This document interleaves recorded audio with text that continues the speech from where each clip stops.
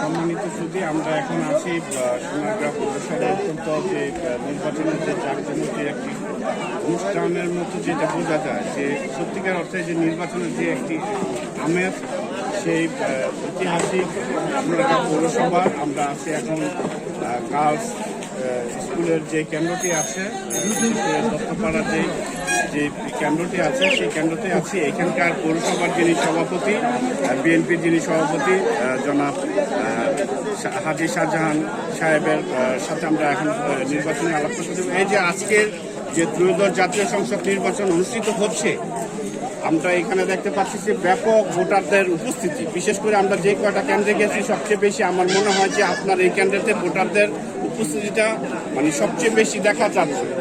কেমন ভোটারদের কাছ থেকে কেমন সাড়া পাচ্ছেন, আর আপনারা আপনাদের যে নির্বাচনী যে বিগত সময় আপনারা অনেক মাঠপথে কাজ করেছেন, তার কতটুকু মানে প্রতিফলন পাবেন বলে আপনি মনে করেন? আমি সকাল 7টা থেকে এই কেন্দ্রে আছি। সকাল থেকেই লোকজন সারিবদ্ধ হয়ে দাঁড়িয়েছে এবং বিএনপিকে ভোট দেওয়ার জন্য মানুষের মনে আমি একটা স্বতঃস্ফূর্ত একটা ভাব আমি লক্ষ্য করছি। এই যে ভোট যাই পর্যন্ত চলছে, আমার মনে হয় অধিকাংশ ভোটেই ইনশাল্লাহ লোকজন আমাদের প্রতীকে আমরা যারা সমর্থন দিচ্ছি সেই ধানের শেষ প্রতীকে আজহারুল ইসলাম মান্নানকে ভোট দিবে, এটা আমি তাদের বুঝতে পারি। আমি অনেকবার মেম্বার ইলেকশন করেছি। আমি ইলেকশনের মাধ্যমেই লোকজন দেখলেই বুঝতে পারি যে আমাকে কতটুকু সাপোর্ট দিচ্ছে। আমি ঘুরে ঘুরে দেখছি যে ইনশাল্লাহ বিএনপি মানুষ বেশি। মহিলা ভোটার প্লাস তরুণদের যে ভোটারটা, সেটা কেমন আকৃষ্ট করতে পেরেছেন? আমরা মহিলা আর তরুণদের ভোটে বেশি আকৃষ্ট করতে পেরেছি।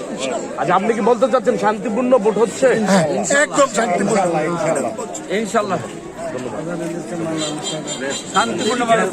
প্রিয় সুধী, দেখছেন সোনারগাঁ দত্তপাড়া পাইলট বালিকা উচ্চ বিদ্যালয়ের এই ভোট কেন্দ্রের এলাকা। এখানে দেখছেন নারী পুরুষ তরুণ ভোটার সহ একদম ঈদের আমেজে একবার স্বতঃস্ফূর্তভাবে সবাই এসেছেন এবং ভোট কেন্দ্রে ভোট স্লিপ নিয়ে ভোট কেন্দ্রে যাচ্ছেন এবং সবাই ভোট দিচ্ছেন।